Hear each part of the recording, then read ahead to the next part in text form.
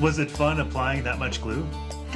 It was awesome, Andrew. And I mean, like, ordinarily when you're gluing up something, when you're woodworking, you have to be very precise and stuff. No, you could just glue the crap out of everything. It was super liberating. I'd love to see a video of this, Chris.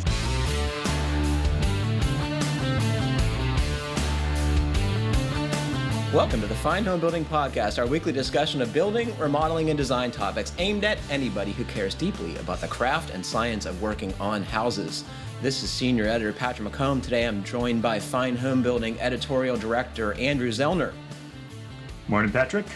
GBA Senior Editor Kiley Jacques. Hello. And our amazing producer Jeff Rose. Hi there. Please email your questions to fhbpodcast@taunton.com. You can find previous podcasts and check out the show notes at finehomebuilding.com/podcast. Well, it's a pleasure to see you all this morning. Thanks for being here. Happy to be here. See you too. So what's been going on in Minneapolis, Andrew? Are you still working on the basement? You on spring projects? What's going on? Still working on the basement.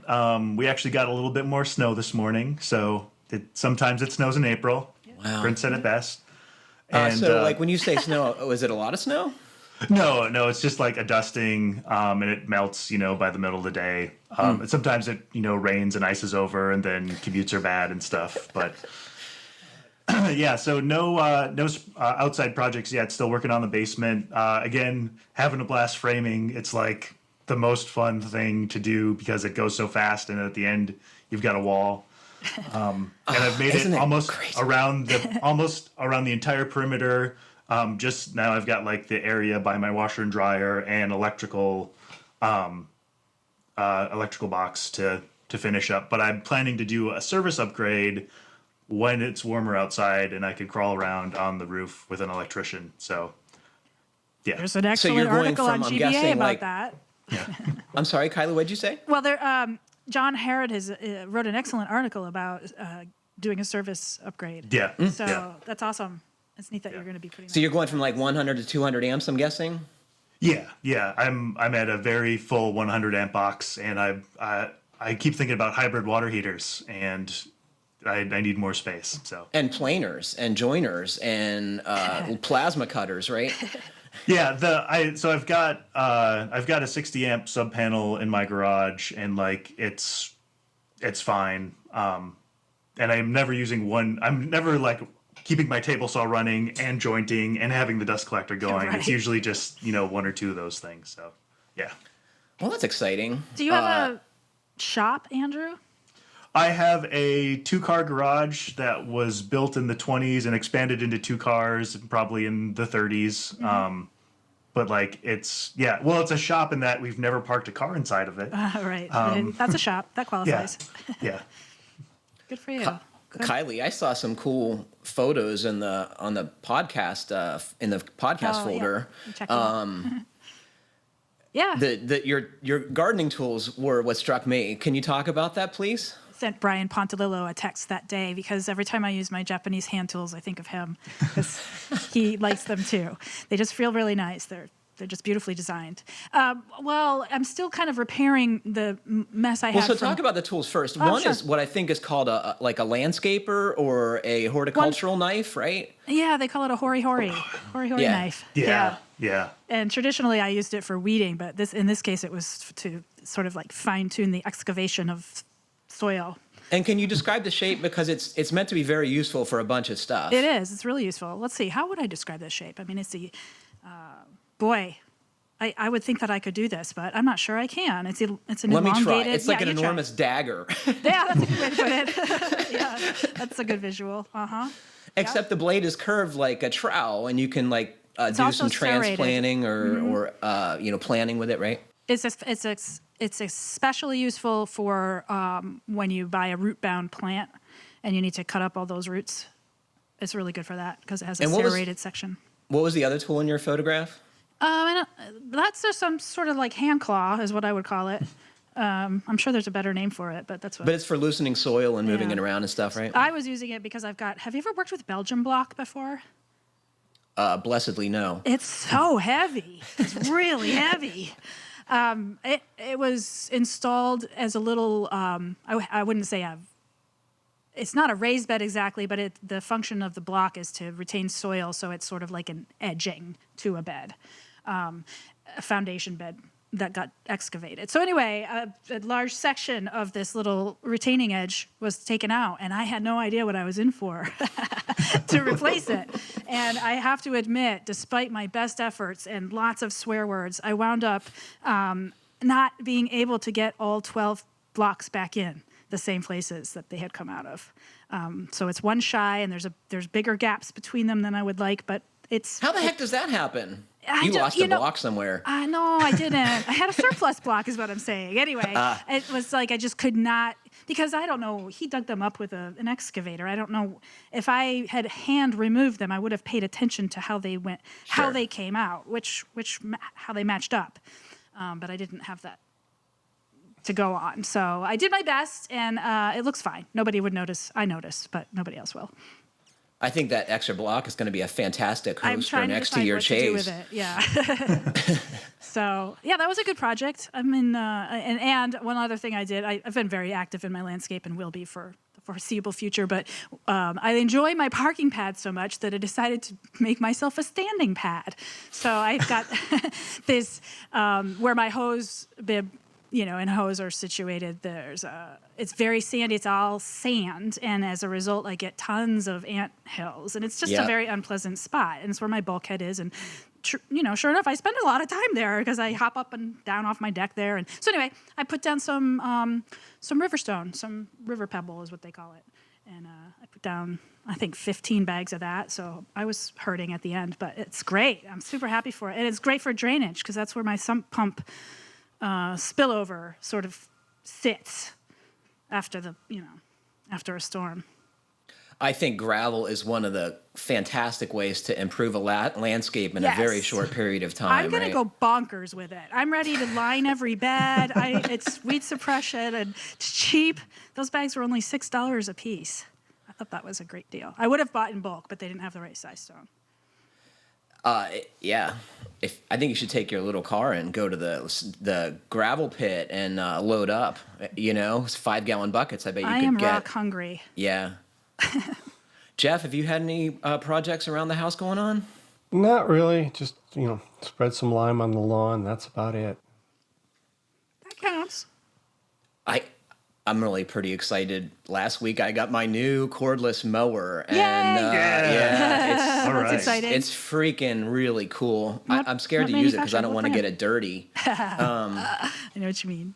But I put a couple photographs of my Makita mower on the podcast page. But even the guys who delivered it were impressed. They're like, it has 4 batteries. I'm like, So wait a minute. Does Is it it a use sit-down? all 4 batteries? that's a good question, Andrew. It uses 2 at a time, and there's like a switch to switch between them, like a pickup truck with dual tanks. It's meant to give you Okay. longer run time without having to go back to get batteries off a charger or what have you.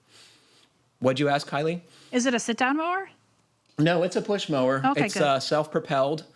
They're not inexpensive. This thing was close to $1,000 Do all they in. make battery-powered sit-down mowers? Does that Yes. exist? Yep. Yes, Yeah. I looked there, but I just couldn't spend $2,000 to $3,000. Well, your property is not that big.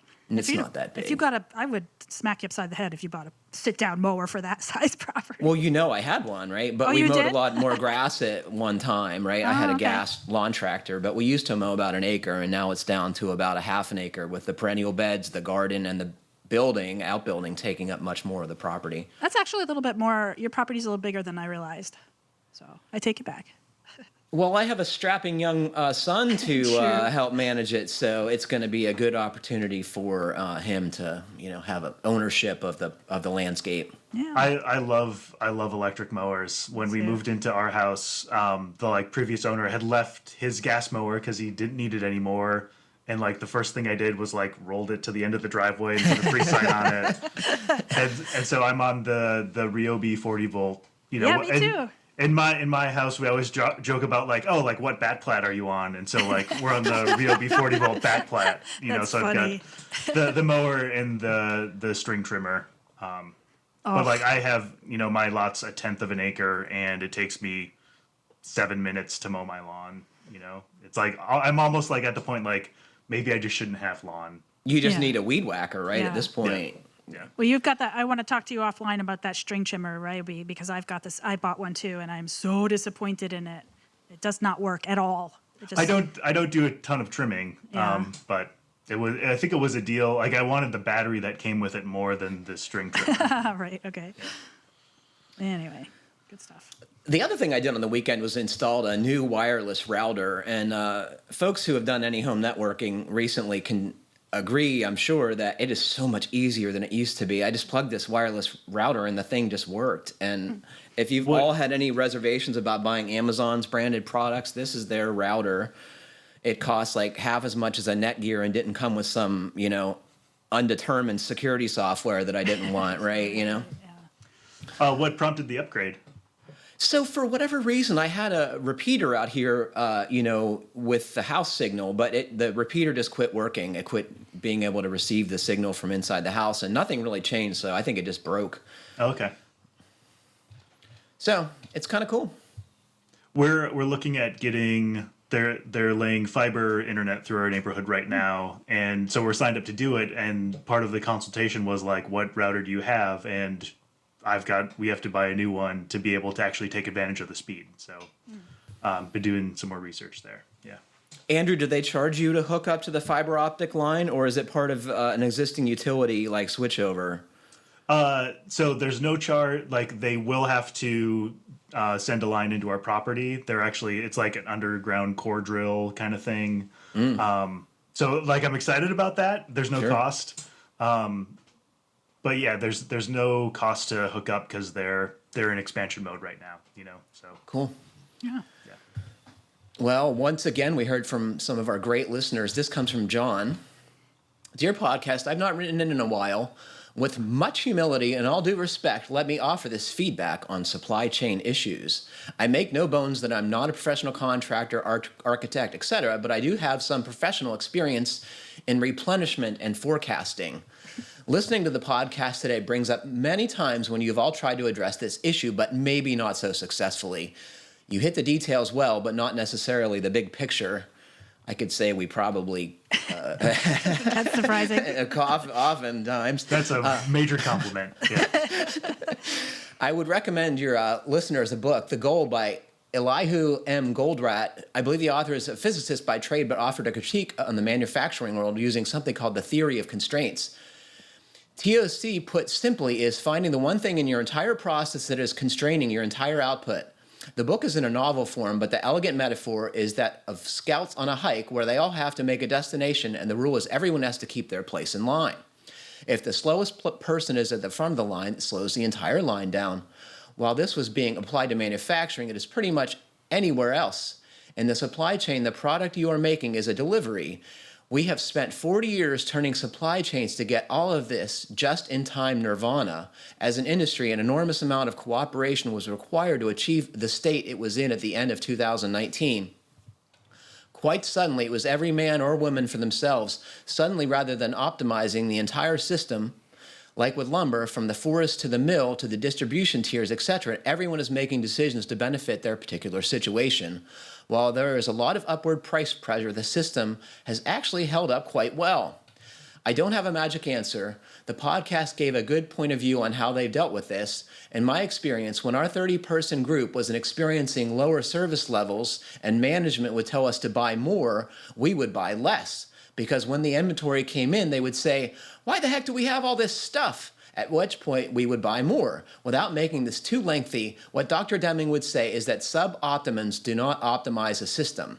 If you're Toyota and control everything, if you are Toyota and control every aspect of what goes into your cars, and with the chip shortage, even they are struggling, it is easier to keep the factory running.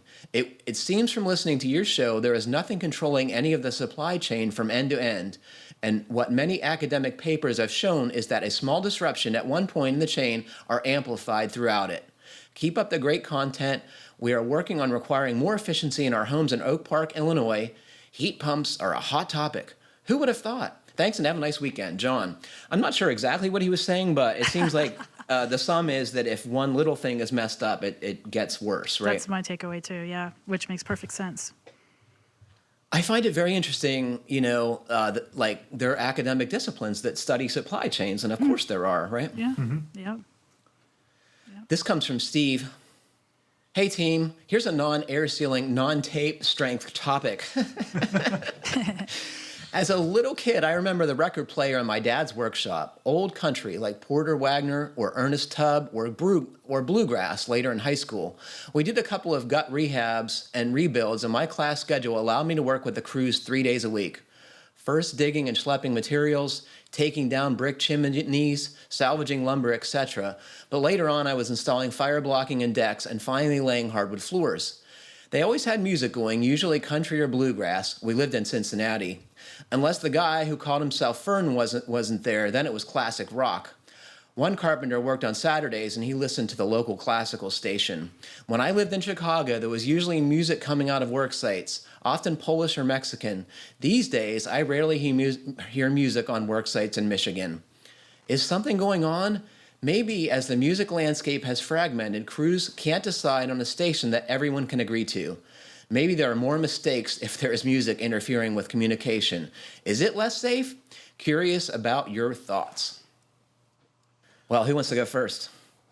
So one thing that comes to mind for me is that there's thankfully maybe a bigger focus on safety, and so people will often have earplugs in, and that like led to the development of Bluetooth hearing devices. And I know even though I love music and speakers, and loud music when I'm doing anything, it can be disruptive, and like I'm more protective of my ears than I had been when I was younger because I am losing my hearing a little bit. Yeah. So, I think a lot of guys just kind of always have in hearing protection, and then either music has to be super loud if it's being played everywhere, or there's not a need for music and you can listen to whatever you want. I have a theory that sort of dovetails right into that, which is, and again, just a theory, but the idea that I would argue that people are a little more hot-tempered these days, and noise complaints are in urban settings are probably common. And I'm not sure that, who knows, maybe there's like a noise ordinance or something, because I think a lot of people, when crews show up to a house and then the music starts, I think a lot of people call in about that kind of thing. But aside from that, I would like to challenge somebody out there to write a thesis on the topic that I'm titling, "Where did all the music go, and what are the impacts of its absence?" Because I think he probably, what a shame that that's the case. Jeff, what do you think? Well, I think a lot of it has gone to personal music devices. Between that and hearing protection. I think there's, totally. You can listen to whatever music you want now. You don't have to all agree on something that's kind of, lukewarm by everybody. You can really be into whatever you're listening to. I'll be honest. I don't listen to music anymore when I'm doing stuff. I like my own thoughts in my head. My life is so consumed with looking at devices all the time. Yeah, I bet that's true. I turn it off. I used to put on the radio or listen to, recordings when I worked, but I don't do it anymore because I stare at a screen all day. I would imagine that for some people, construction and carpentry, there's a lot of math and a lot of thinking involved there. It's not just plain meditative physical work where you tune out. It's not like that. You're really solving problems. Think. You got to think. Yeah. So for some people, it's probably disruptive. During the part of a woodworking project where you just spend 12 hours sanding, right? Yeah, so that's different. Prepping boards, right? Yeah. And I actually for a long time I had was very intentional about the music I chose for woodworking. It was always like early Johnny Cash, nice. Outlaw country. Yes. And there's just something about it that felt right. And I think that might be what our what Steve is also kind of talking about too. Is I think you're right. Music to build stuff to. The flavor of it, yeah. The one exception is when I'm painting. I totally, absolutely love music because I hate painting that much. Yeah, that's a good point. There are parts of this work that seem like drudgery, and doing something to make it more fun for yourself. Yeah. Unfortunately, it's probably not blasting music as loud as possible anymore. Yeah. If I want to get the family out of the house, I just put on a fish recording, and they leave within minutes. I got really back into Fish over the Don't tell pandemic. me I this. don't know. It was like I listened to it kind of in junior high and high school a little bit more, and then like the other thing that's happened is like you can listen to any music you want like almost immediately. Yeah, Like which is I remember growing awesome. up, I'd have to go buy CDs. Yeah. And they're crazy expensive, and now it's just like you have access to everything. And like I dove back into Fish, and I was like, Fish has put out like there are like thousands of live recordings Yeah, that I no will never more have time Fish. to listen to. We But don't need any more fish. And they are highly produced. They are not Yeah. like someone's soundboard or oh, yeah, someone like they sound trying to like. great. Yeah, it's. Yeah, they are. yeah. That was probably too revealing about me. We should probably get to some home building related questions. Good suggestion, Kiley. To your podcast, I've not written in a while. Oh my goodness, I'm already past that. Okay, here we go. This comes from our friend Rick Harrahill, who's a master electrician. He was on Pro Talk not too long ago, but he had some thoughts on receptacle heights. Hey, FHB podcast members, in episode 447, there was some discussion regarding the height of electrical outlets from the finished floor. While it is true there's no minimum or maximum height, as long as it's not a GFCI or other protected device, the NEC Handbook Appendix J has some helpful information regarding design consideration for the Americans with Disabilities Act standards. This appendix is strictly for information, it's not a requirement, but it does recommend outlet and switch block heights of greater than 15 inches and less than 48 inches from the finished floor, so it's easier for someone who is in a wheelchair to reasonably be able to plug in something or turn on or off the lights. That being said, if their homeowner wants their outlets placed relatively low, such as in the trim pieces, or 3 foot off the floor, that is most likely where I would install them. But I would bring the ADA recommendations to their attention in case it becomes important to them later on in their lives. You have a heck of a good podcast, and I thoroughly enjoy listening to it. Thank you for what you do for all the skilled trades. Rick, thanks for your thoughts on that. That's a good point, right? Mm-hmm. It's more than just what you want. It's like, how is the house going to be useful to someone down the road or you in later life? Yeah. This comes from, first question comes from Lucas. Hello, and thank you for your great podcast. If you're not completely bored with yet another question about wet basements, I'm in need of some advice. I'm pretty much in the camp that basements, at least basements in 100-year-old houses, should not be finished. But COVID, rambunctious noisy kids, my wife, etc., and now I'm going to finish the basement. I've watched a bunch of your videos, read your articles on this, but as with all projects, there are always constraints and nuances. Here are the challenges.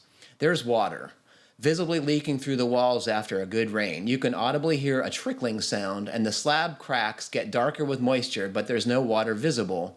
The sump works hard. The ceiling height is lowish, no surprise there either, so we need to be careful about adding too much height to the floor. We have an interior perimeter drain and sumps with about 4 inches of dimple mat tucked into the concrete to take all the water into the drain. On the walls is a vapor barrier that goes from the floor up to grade about 5 foot. See pictures. Okay, my current plan is to clean the concrete floor, prime it with something like Mapai Eco Prime Grip, apply a leveler, something like Mapai Leveler, lay down dimple mat, something like Delta FL, and tape the seams. On top of that, put 1/2 inch plywood. I'm not sure if I'll do vinyl plank or carpet or click tiles. Maybe it depends on how level it is. Okay, so the current plan for my walls is to replace the existing vapor barrier with dimple mat, add 2 inches of rigid foam to the walls over it, and on the walls and in the joist cavities. Frame the walls using non-treated studs on top of the plywood subfloor, drywall on the studs. Questions. How does this plan sound? Would you do anything differently? Should I fill the slab cracks with crack filler during slab prep? They only get moist with no visible water. Would you also go with Mapai product set or a different approach? The whole basement is sloped to a central floor drain, which I will continue to use, and there are many bumps and valleys, so leveling the cement is hopefully going to just be a matter of smoothing things over for a bit of floor leveling. Okay, should I bother replacing the vapor barrier with dimple mat? I'm worried about mold under it. The walls leak a fair amount of water. Also, shouldn't the rigid foam be tight to the wall for best insulation? Should I do dimple mat or foam, but not both? Oh my goodness, I'm running out of air here. So, Andrew, you seem to give some thought to this because we were talking a little bit ahead of the show. What are you thinking about this? You got a wet basement. I have a wet basement. Do you have liquid water coming through your walls, or do you have moisture in your basement? Because there's a difference. So I have liquid water that comes through like the back corner of my basement. There, at some point during my house's life, instead of removing a sidewalk and installing a new one, they just poured another sidewalk on top. So there's like the back corner of my house, the like top of the rim joist is like 1 inch below the sidewalk. So like we get water coming into the Right. basement. So that's a there. drainage issue, which is what Yeah. this guy probably has too. A problem Yeah. with drainage. So you know, we always say like try to do your outside drainage the best you can before you start tackling the interior. In my case, that involves removing 8 inches of concrete. I haven't done that yet. Kind of around the whole. It like involves like a major yard regrade. And you have to excavate, right? Because so your grade is too high, obviously. Yeah, If your yeah. band joist is below the grade, that's no good. But in the meantime, we do want to use our basement, and we don't want our stuff to get wet. And so I've sort of sealed the cracks in my foundation wall, installed this interior drain tile, and I have my insulation right up against the wall. Tested it during our first thaw here. No water was visible, and a bunch of water ended up in the sump pit. So there's no dimple mat other than what connects the footing drain to the wall plane. So, It sounds very much like what Lucas is proposing, right? It strikes me that he doesn't need the dimple mat if he's using rigid foam against the walls on the interior. That is his vapor retarder. Yeah, that's the theory I'm operating under, at least. So Andrew and I talked a little bit about this, and what I suggested, if you have a lot of water in, your insulation might not have enough drying, but it will allow it to drain, and I would think that's probably enough. If you put the dimple mat between the insulation and the foundation wall, the insulation is, at least by my building science understanding, is not going to work as well because you're going to have ambient air between the insulation and the foundation wall. Martin just wrote an article like last week, I think. He revisited this topic because it is so popular. So this listener should check it out. It's titled Vapor Barriers for Basements and Crawl Spaces, and he does get into some of the things that he's questioning. But that was my big takeaway is you don't need to add another vapor barrier. That is your vapor barrier. Lucas, I'm going to give you a single piece of advice. You have to plan for every one of the materials you use in your basement assembly to get wet. Like you drywall, no. Wood framing, probably not. Flooring with plywood subfloor. I mean, I think you got to stick to, I hate to say it, but plastics and metals and things that can get wet without damage, because inevitably there's a good chance your basement's going to have an event that makes it flood. And if you have water coming in pretty regularly with normal rain, my guess is that there's going to be some situation that's abnormal and it's going to make it worse. In my house growing up, when we would lose power during a rainstorm, the sump pump would back up and we'd get a few inches of water in the basement. And like the solution was just make sure everything in the basement that's valuable and important is a few inches off the ground. floor, Yeah. My place is so prone to flooding that the builder that I bought my house from, he lived here, he worked on it. He put everything up on cinder blocks in the basement, and he also built this whole sort of like it's just 2x4s, like a enclosure around the oil tank. My thinking is that it's so that it doesn't. I don't know that it would ever. I don't know what could happen to it exactly, but clearly he wanted it to be in place. I think if it flooded enough and there wasn't enough fuel in there, it would float away. It could float, right? Yeah. So clearly he was thinking about that's building for resilience, right? He's thinking flood. And so maybe it's, you talk to an interior designer about you want a super rustic industrial, dungeony atmosphere in the basement, and you just Think get behind brewery. that kind of thinking. Yeah. And there are like PVC beadboard products, right? That you could at least finish half the wall with. So, if you get a couple inches or an inch of water, your drywall's not sitting in water. I think. What do we think about the plan for flooring? No flooring? No flooring? What about that? Yeah. It seems like luxury it's the luxury vinyl tile. It seems And like, with some kind of floor level, something that can get wet, right? It's got to be. Or something that can come out and, you can hang on the line and dry, like an area rug, or what my wife has one of these things called a ruggable, which is something sure. which is like kind Is of. it machine washable? So Or- there's two parts. One is the like base, and then the cover. And yeah, apparently the cover is machine washable. We haven't tried that yet, but it's good looking, and it seems to be bulletproof. Like as an example, she rides her office chair all over it, and it doesn't bunch up, and it hasn't seemed to suffer any wear from it. So it sounds like there's a little bit of building science here, but it's more kind of like rules for living in an old house. I think it's rules for living in a house with a wet basement, Yeah. old, new, whatever. It's like the rule is plan for it to get wet, build accordingly, and when it does happen, you'll be able to deal with it and get back to life, I do feel like Martin, in his article, stresses, that taking care of the exterior drainage is super important. Yeah. And a lot of people go straight to what materials do I need? What order should they go in? And, but like, why do you have liquid water coming through your basement regularly? Start there. It's a great point, Kiley. Our house in Stowe, the first spring we were in it, spring thaw, I woke up one morning and stepped into, a quarter inch of water, and it was very, very, very upsetting. Yeah. And it turned out it was over the entire floor. And we dug up the foundation, put in perimeter drains, draining to daylight, backfilled entirely with 3/4 inch stone, and it never happened again. So, I think one of the first things that happened when I became a homeowner is like I became very attuned to the sound of any running water anywhere. Yeah. Like we had an issue with our ice maker, the first month we were here, and like both Jill and I were like, "Oh, it sounds like there's water dripping somewhere." It's like, yeah, it does sound like there's water dripping somewhere. And it's like, yeah, there was water dripping somewhere. And so having those water ears is important being It's true. being a homeowner. you should probably have like a stethoscope, right, to track down, stuff that you can't see. So that's the other thing is like water monitoring devices are really inexpensive now, like the leak detector things, Yep. like you can have something make a very loud sound when there's water coming into your basement. Yep. Brian just did a whole story on those leak detectors. You can spend a lot of money or not spend a lot of money and get some real value there if that is of concern,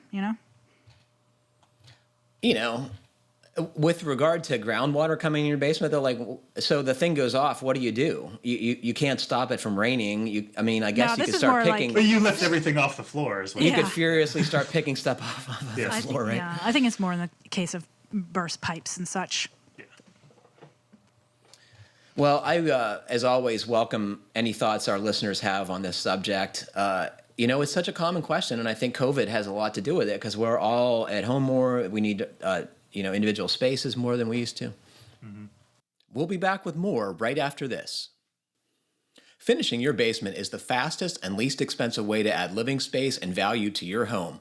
And to do it right, you'll need basement doors and egress window wells. Bilco basement doors and window wells add light, ventilation, and code-compliant emergency egress to lower-level living areas, making them as warm, safe, and comfortable as any room in the home. Basement doors are available with a factory-applied powder coat paint and finish in a number of standard colors to complement any home. To learn how to get more out of your basement with Bilco products, visit bilco.com.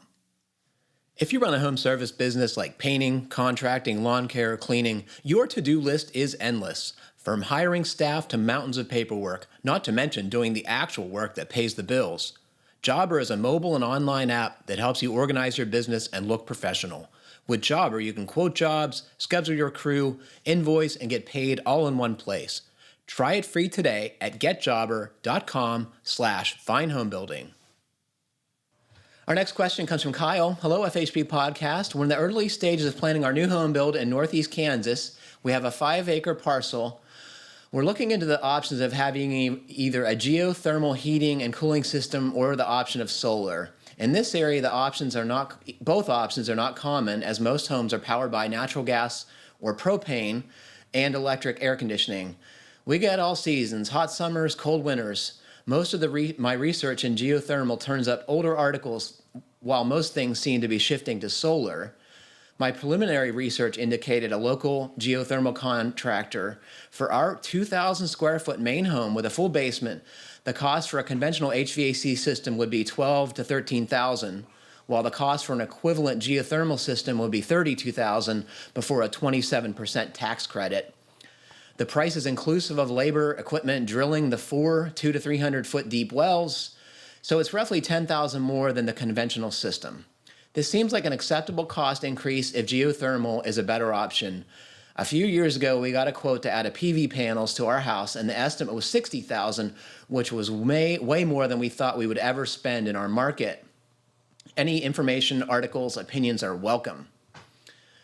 So I wrote back to Kyle for some further details on how big his house is. We haven't designed the plans yet, but we are thinking we want to try and make it a very modern style. We're thinking around 2,000 square feet on the main floor with a full 9-foot walled basement. We'll finish part of the basement, maybe 1,000 square feet, leaving the rest unfinished for a gym and storage area. We're hoping to keep our budget within $550,000, but we know we can't do super high performance for that amount. Our builder hasn't really built anything like this before, and we don't expect a passive house or anything, but we want a well-built, efficient home. Their builder is open to trying some other approaches, but we will see. We're hoping to start our plans in the coming weeks. Okay, so I'm going to start off here. Kyle, I think it's more accurately described as a ground source heat pump, unless you're living in Iceland or Hawaii. So what you're a ground coupled heat pump. You're transferring energy to soil, which is big, and because it's massive, it takes up energy or gives it up more readily than air. So having started off by saying that, do we have any other thoughts on Kyle's heating system? So with that kind of acreage, I thought you could also do ground source by not going super deep, but by going big, and maybe it's under a pond or maybe it's just excavating. So like if a lot of that cost is drilling, if you can give up the space for excavation on your property, that may decrease the cost. But that's true. But solar panels I can't imagine that a solar panel system would be anywhere near these days. With costs of solar have really come down. I don't know when, he said a few years, I don't know when he last looked, but, and then if you do your research, there's tax incentives and rebates, and, you can be pretty strategic about how you would get a system installed. And it seems a lot less disruptive, too, to the site. And with a new build, you could probably energy model and plan that a little bit more, so really you get tight exactly the size you need. Yeah. Mm-hmm. So ground source heat pumps are notoriously for not meeting their efficiency goals when they are designed. Is that right? I didn't know that.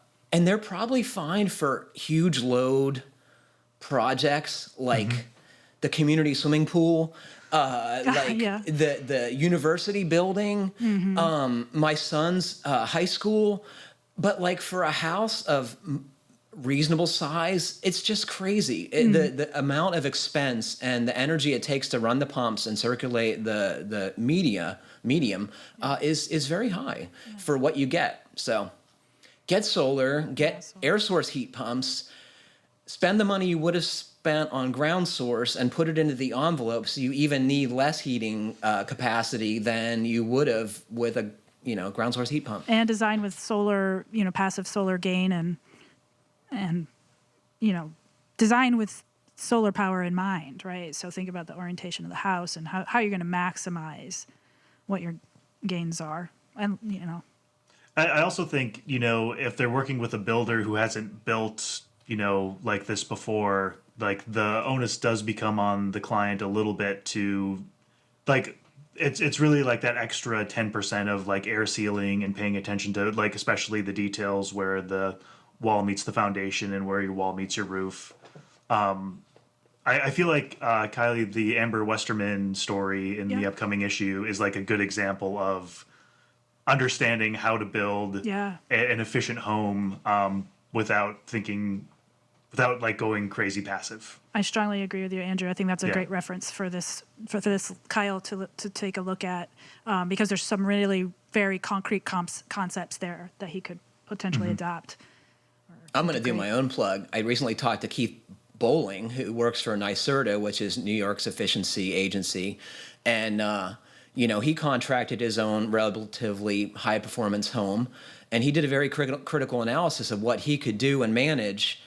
And one of the ways he decided he could build a house and have it perform well is to do aero barrier, because Oh, sure. Yeah. managing the crew to do all the air sealing and having them spend the time, he just couldn't manage. So, alternatively, you have someone come to the place in a few hours, they have air sealed it to your goals, and you have, a report that you can rely on, right? It strikes me that the reason we don't hear more of that is pretty much the expense of it. Do you think that's true? I think that's probably true, Kiley, especially for like mainstream builders.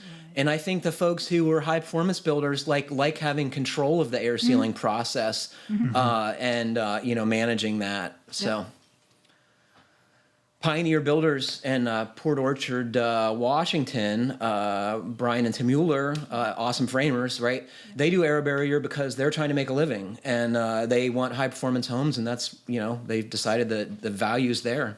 And it's fast. It's fast. Yeah. I didn't mean for this to become an aero barrier commercial, but Kyle, You did a story on that, didn't you? Are you the editor for yes. one? Yeah, I think it's pretty cool technology. Yeah. I would love it if we could do something like that on an old home, The difficulty, as I understand it, Andrew, is that like protecting all the belongings Yeah. is what's so expensive, because you spend hours doing that. Prepping If you the could spaces. have enough of those pods put out on your in your driveway, Hire and movers just for a weekend to load move all the everything stuff out. out of your Oh, Back boy. in. What a pain. Yeah. This comes from Chris in Poston Kill, New York. I hope I said that right, Chris. Probably not. Hey guys, I'm building a new home in upstate New York just outside of Albany. I've been devouring your show, so thank you so much. Here's my question. I'm considering a basement garage for several reasons. I feel the design of the house would look far better without a garage. I think I could get more space for less money. I have a 1.5 acre lot, and a small house footprint would work better. I would have a shorter, less steep driveway. The garage wouldn't obstruct my view. The garage would stay warmer in the winter and cooler in the summer. The only downside I can think of is carrying stuff up the stairs. I feel exercise is good, but I could also put in a dumbwaiter. Thanks for your feedback, Chris. Chris had one other thing to ask. I have a Tesla, and I'm a little nervous about charging it in the basement. Out of about 2 million sold, there was one fire in California that burned the house down. I'm researching this topic using data from the National Highway Traffic Safety Administration. My theory is that the cause was the age of the car and the owner charging it to 100%. If the car is newer than 2015 and you set the charge limit to 90%, I believe the risk is extremely low or zero. I will let you know when I finalize my research. I will also be researching fireproofing. Which is a good thing, because I don't think he's right to think that there's only that one downside where he'd have to carry things. I think there are other downsides. Go for it, Kiley. Yeah. Well, detailing an unconditioned garage to avoid negative impacts on the conditioned space above is complicated, or you got to do it right? So things to be concerned about include like air sealing the garage from the rest of the house. Fire ratings are important. The garage can't be connected to the HVAC system, and you need to figure out your insulation plan, which there are many ways to go about it. So it's not super straightforward, right? There are reasons why the tuck under garage is sometimes called, presents some unique challenges, right? You want to separate that space from your Yeah, conditioned because spaces. garages have bad things in them, Yes, right? toxic He's got a Tesla, fumes. but most of us have cars that you run in, the engine's running, and True, so all that that's true. pollution It's is just- brought into the garage. And then if you don't have the space air sealed, as Kiley indicates, all that those pollutants are going to go into your living space or get sucked up by the HVAC system.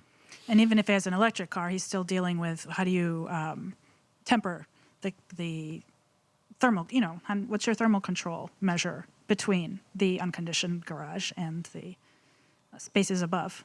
And people do it different ways. In this case, it's his whole house. Who knows what his floor plan is like? But a lot of times you'll see, either there's a bonus room, there's a single room above the garage, and so they'll choose, to put in a mini split in that conditioned space above. But that might not be the solution if it's your entire house that's above. How many rooms are above the garage? So just things to think about. How are you going to detail it? Chris, you have to treat the garage as outdoors. Like you need the same air barrier you would for an exterior wall. You're putting this outside the house. And, that's going to help with your fire suppression too. Like if you have air leaks, that's going to contribute to fire spread if you do have some weird situation with your car. There was a detail that Brady Barkdale, who's a high-performance builder in Victor, Idaho, shared. And he had a situation, it was just a bonus room, but nonetheless it would apply here, whereby it was a detail that to keep the pipes from freezing, so any water pipes that are feeding, that are in the floor system, I don't know what he's got, but say there are, to tuck them up tight to the floor and insulate. He has 12 inches of cellulose between the ceiling level of the unconditioned garage and the conditioned space, so if the garage door gets left open on a cold day, those pipes don't freeze. Does that make sense? Did I? Yeah, absolutely. Okay. So you're moving those pipes closer to the to the thermal floor. boundary, right? Yes. Lots of factors, Chris. You can do it, but you need to pay attention to separating the space thoroughly from your living space. And for two detailed drawings that relate to this very thing by Alexandra Basic, the titles of them are Conditioned Space Meets Unconditioned Garage, Parts 1 and 2. And there are drawings there for you to look at, show you how to do it. One way to do it. I got one more question on the docket, team. Can we get to it quick? Yeah. This comes from Chris. Hey, FHB podcast team. I purchased my house at auction just 2 years ago. I've been redoing everything ever since. The house is larger than we need, so I finished the necessary rooms, and I have 2 rooms upstairs that remain gutted. As a remodeling contractor, I've seen a lot, but I have a new one in this house. Every square foot of the house seems to have some sort of squeak on the floor.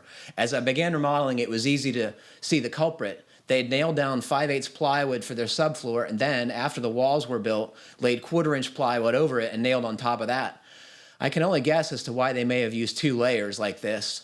But at any rate, the confusing part is that they used L-cleat nails to fasten all of the plywood to the first 5/8 layer of sheathing. Have you ever seen this? Neither layer is glued.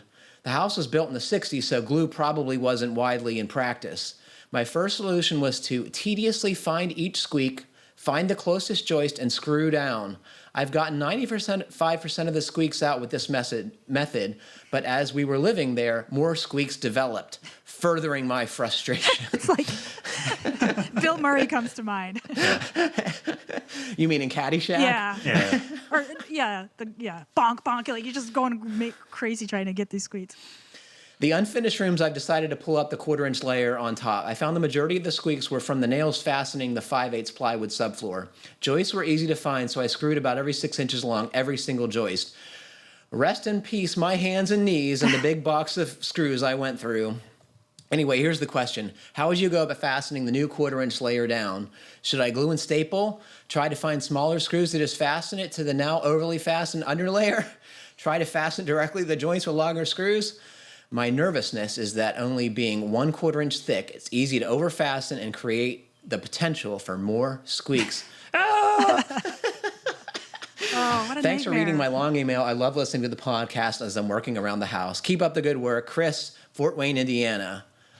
Chris, I'm going to try and answer this because I think I have a good solution for you. So years ago, Michael Byrne, who's a respected tile setter, expert witness guy who knows about bad flooring, recommended in a JLC live presentation I was at to use 1/4-inch plywood and use wood glue and put it on with a roller cover and a pan. And you put this down, and I would say a 1/4-inch crown stapler to fasten your 1/4-inch layer down, and you won't have any squeaks. I did this to reinforce an OSB subfloor in my old house so I could put tile on it. and I put a 1/2-inch ply AC, or no, excuse me, PTS, which is an underlayment material, and you're going to want the same thing with your 1/4 inch because normal Luan has voids in it, so depending on your floor, you can have soft spots. So get a good 1/4 inch underlayment, use yellow glue and a roller, and put it down with 1/4 inch narrow crown staples, and you will have a non-squeaky floor, probably. Good for you, Patrick. That was some solid advice. Was it fun applying that much glue? It was awesome, Andrew. And I mean, like, Yeah. ordinarily when you're gluing up something, when you're woodworking, you have to be very precise and stuff. No, you could just glue the crap out of slap it everything. down. It was super liberating. I'd love to see a video of this, Chris, if you actually end up pouring a bunch of glue on your floor. Totally trust Michael Byrne, and boy, I can tell you that was a sturdy floor when I was done. Because what your amounts to is you're making a real 3/4 inch layer of plywood, right? Except Right. you're doing the gluing at your house instead of at the plywood plant. Oh my gosh, so we have some exciting developments, right, Andrew? I'm going to mention Pro Talk Live, which comes up April 20th in Portland, Oregon. And we're going to be hosting 3 speakers. 4 speakers. 4 speakers, Lindsay Shack, Brian Euler, Josh Salinger, and who Tim. else? And Tim. Tim Mueller. Tim Euler, too. Yeah. I can't wait. It's going to be so fun. It's going to be super fun. I'll be there. Patrick will be there. A full day of programming from some great minds in our industry, and then we've got a happy hour too, and I'll be buying drinks for anyone who wants to drink them. So So here's be the a lot thing of fun. about that, Date Andrew. and is time. yeah, I'm going to Date, time, come and clean. place. I was really worried about free drinks and not arriving in time to our venue. And so I actually changed my flight, and I'm going to get there earlier. And we'll get to go to Josh Salinger's build, cool. and I can't wait. So Why don't Yeah. you tell everybody when it is? April 20th. Didn't And I what- say that? I don't think so. I think Oh, you did? the Okay, event's my actually apologies. April 21st. I meant April 21st. Yeah. I'll be got there this. both days. Yeah, we'll be there on the 20th and the 21st. But Awesome. yeah, the event's the 21st. There's still time to sign up. We've got room, and I think is it free now? Yeah, it's free. Yeah, it's a free event, and there's lunch and drinks afterwards. And again, it's like the speakers in particular, I'm super excited about. Me too. It'll be a lot of fun, and it'll be nice to just see people in person and hang out and learn some stuff. And we have another exciting development. Our alumni editor, Justin Fink, has got something coming up, right? Yeah, so Justin is going to be teaching a custom deck course start to finish. So this is an online learning course. It begins May 30th. There's an early bird discount if you sign up before April 30th. But in addition to seeing Justin teach and show you how to do things on video, there's a regular Q&A portion. So Justin will answer your questions about building a deck. And it's, the right time of the year. If you've got a deck project coming up this summer, you can learn how to do it exactly right for what you're building. So we'll put a link to that in the show notes too. That's really cool. Kylie, do you have anything exciting at GBA to announce? Let's see. No, I was just thinking about how nobody ever really goes away, and I'm glad for it. Justin's still there. Still got my talons and Brian. It's great. I do think it's worth mentioning, Kylie, the GBA house project. Oh, yeah. Okay. I can talk about that. Right. Ben Bogie is the project manager on a house in the Hudson River Valley area of upstate New York. And he's, let's see, at this point, they're framing the walls, but Colin, our video director, and I have been following the build. Colin is producing a series of videos. I think there'll be 11 total, 10 videos and a bonus on stucco. And then Ben has been sharing construction details with me all along. So there'll be companion blog posts at GBA. And those will consist of construction drawings and an explanation of them and why they came to be and how they were installed. So it should be a great series, and it will culminate with a webinar. We may wind up having more than one webinar. We'll see about that. But for sure, we'll have one at the end with the design team, the build Ben, I'm not sure who among his team will be there, but certainly Ben. And yeah, we'll dive into the house as a whole when it's complete. And the cool thing about the house, right, is that it's a net positive house. Yes, it's net going positive. to generate more energy than it consumes. Correct. Which I think is pretty incredible. And the keeping embodied carbon to a absolute minimum is a huge piece of the project. So at every corner they turn, that's driving their decisions, which is interesting. So really interesting materials, choices. The foundation, there's no concrete in the foundation. It's a glavel only, which is a foamed aggregate glass, recycled glass foundation. That's in and of itself blows my mind. Not many people do that. So yeah, cutting edge stuff. I just like hearing glavel. That's like got to be the greatest product name ever. That's a manufacturer name, so now I feel I should jump in and say that it's Aero Aggregate is what Ben uses on this project. Which, great folks. We've hosted them on the BS and Beer show, both manufacturers. Same, very similar products, just different locations. That's really cool. I look forward to seeing how that house is built. That'd be awesome. Well, unfortunately, that is all the time we have for today. Thanks to Andrew, Kiley, and Jeff for joining us, and thanks very much to all of you for listening. Please remember to send us your comments, questions, and suggestions to fhbpodcast@taunton.com. And please, please, please, please, please like us however you're listening. It helps other folks find our podcast. Stay safe, everybody. Keep craft alive. Thanks very, very much for listening.